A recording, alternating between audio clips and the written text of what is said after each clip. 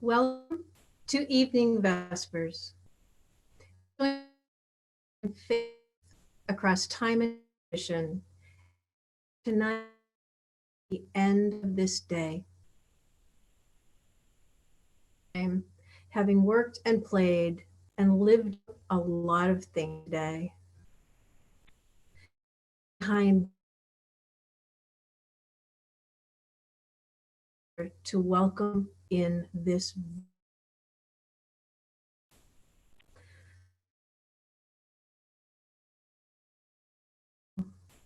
may wake tomorrow to a bright and blessed will be approximately length and will include music, readings, and intentional silence. Light our chalice and welcome you to do the light our symbolic candle of community to hold our collective prayers and intentions. We welcome you to light candles wherever you are. Hey, Sally. Hey, Sally, a lot of that beginning was a little bit choppy. Would you just read that part again? The whole thing? Yep. Welcome, Vespers. We join siblings in faith across time and tradition as we gather to end this day and go together to the hours of good night that shall follow.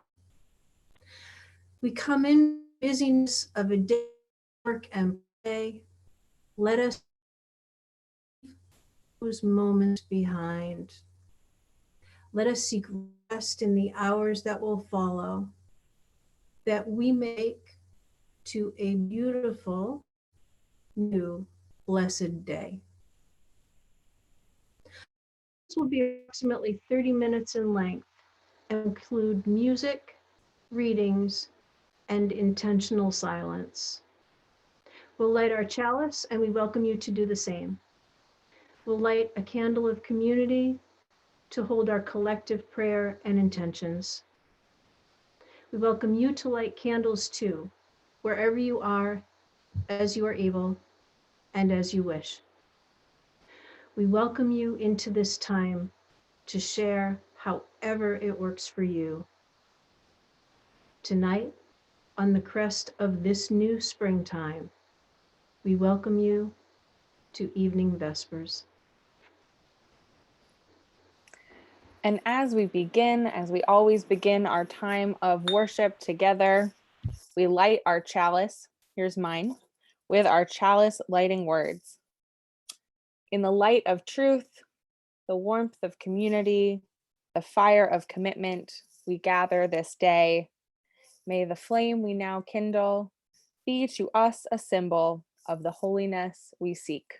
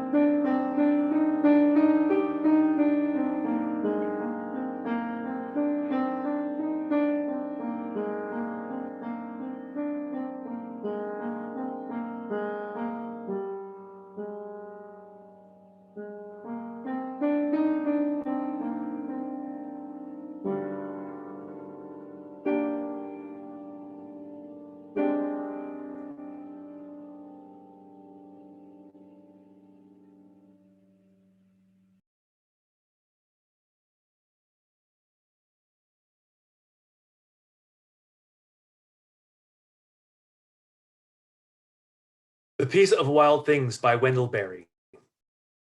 When despair for the world grows in me, and I wake in the night at the sound, in fear of what my life and my children's lives may be, I go and lie down where the wood drake rests in his beauty of the water, and the great heron feeds.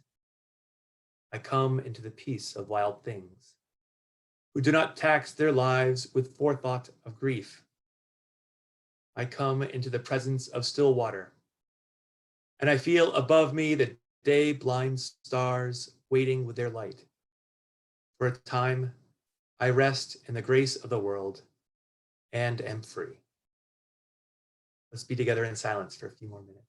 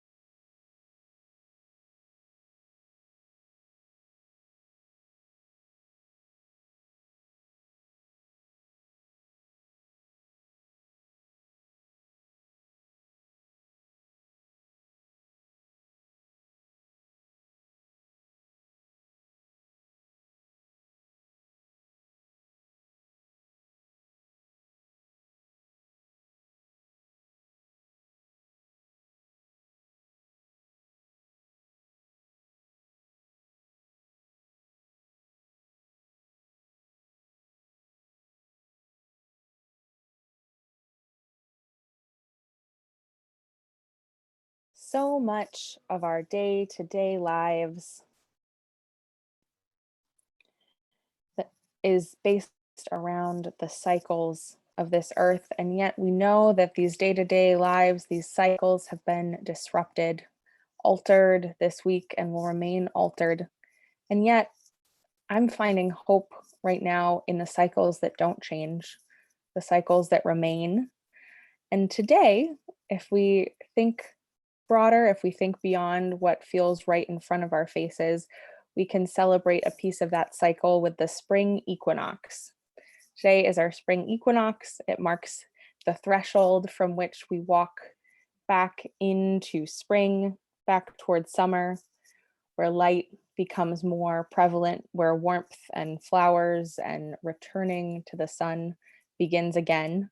And so, in honor of this springtime, in honor of this equinox, I have a poem entitled Spring by Mary Oliver, many of our favorite poet, to share with you.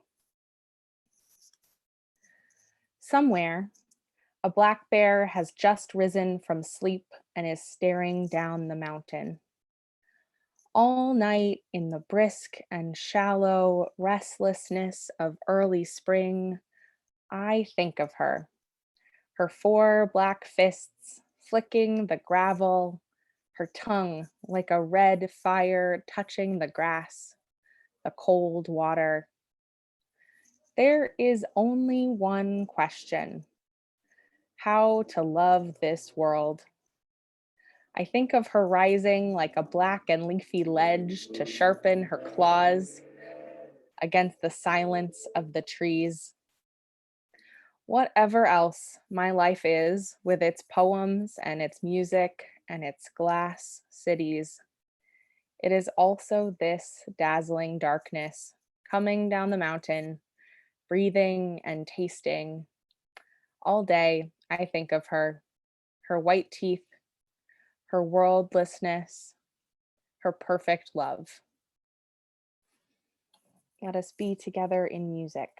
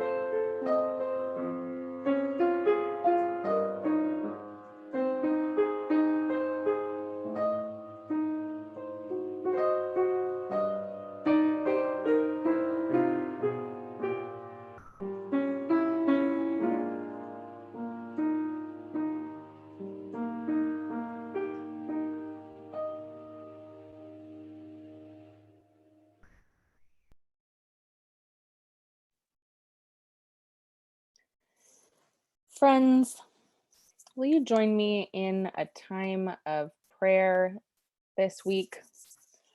I feel like I need it. I feel like we need it. I feel like the world needs it. So if you are feeling willing, will you center in your body? Take some deep breaths with me.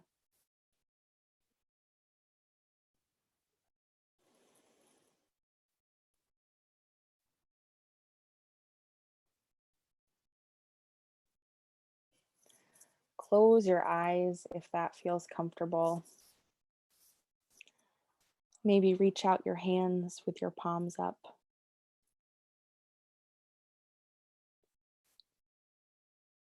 Spirit of life and love, Be with us even as this is how we are with each other. Be with us in this time of change. Be with us in this time of uncertainty. Hold us as we hold close to what matters most.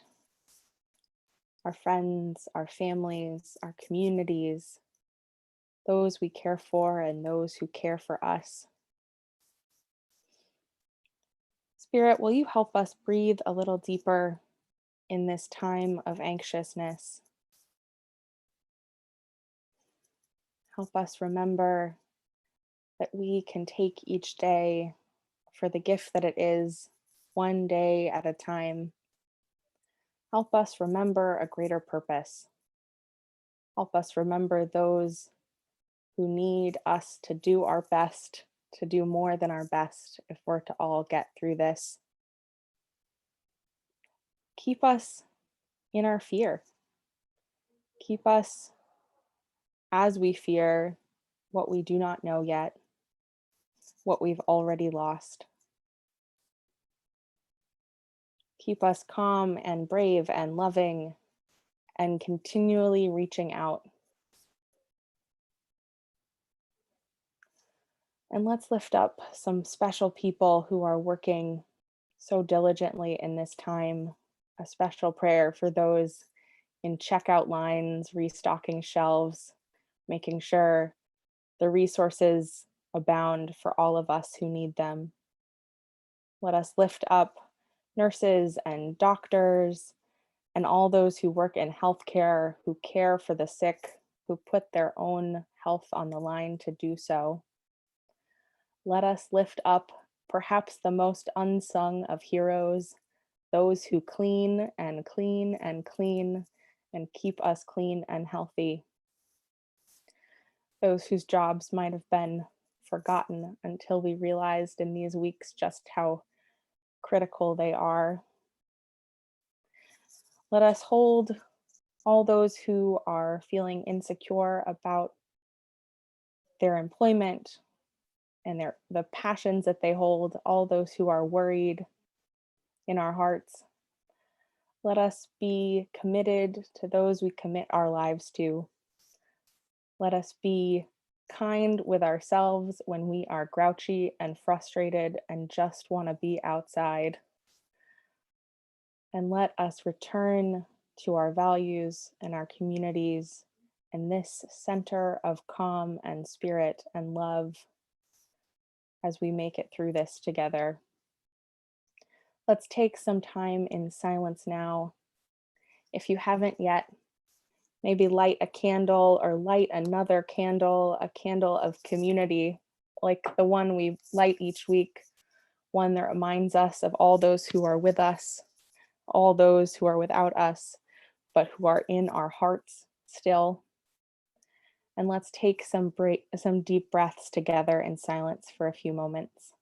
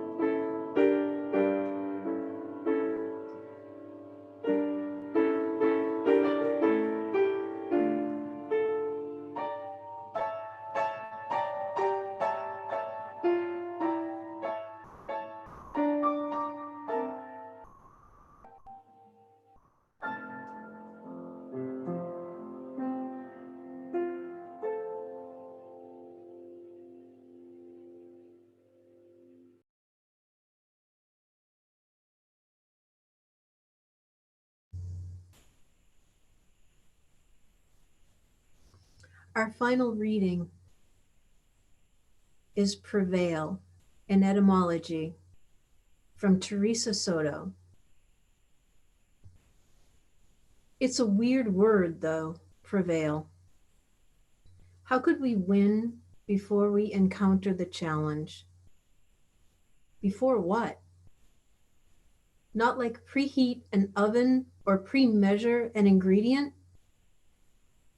It turns out that pre doesn't mean before in the way that we are all used to. It comes from a Middle English pra, which means toward greater strength. That and a quarter will get you a gumball. Let me reassure you. No one knows everything, even though some people wisecrack like they do.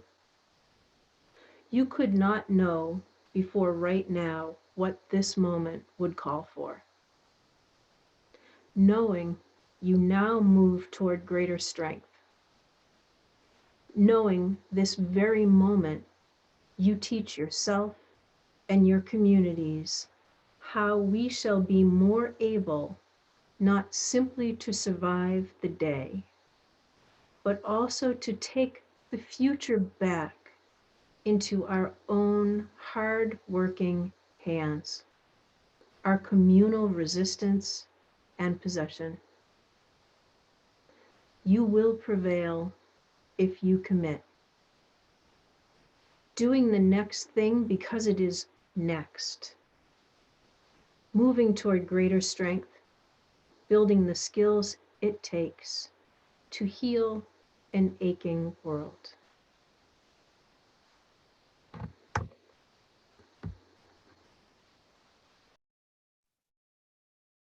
And let us share one last minute of silence together.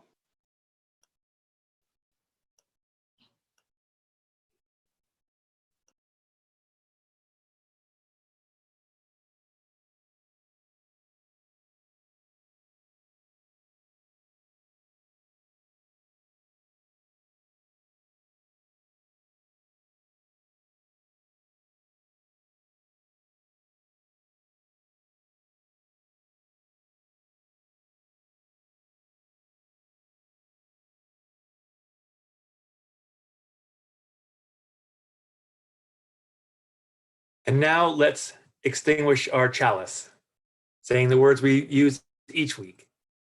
We extinguish this flame, but not the light of truth, the warmth of community, or the fire of commitment.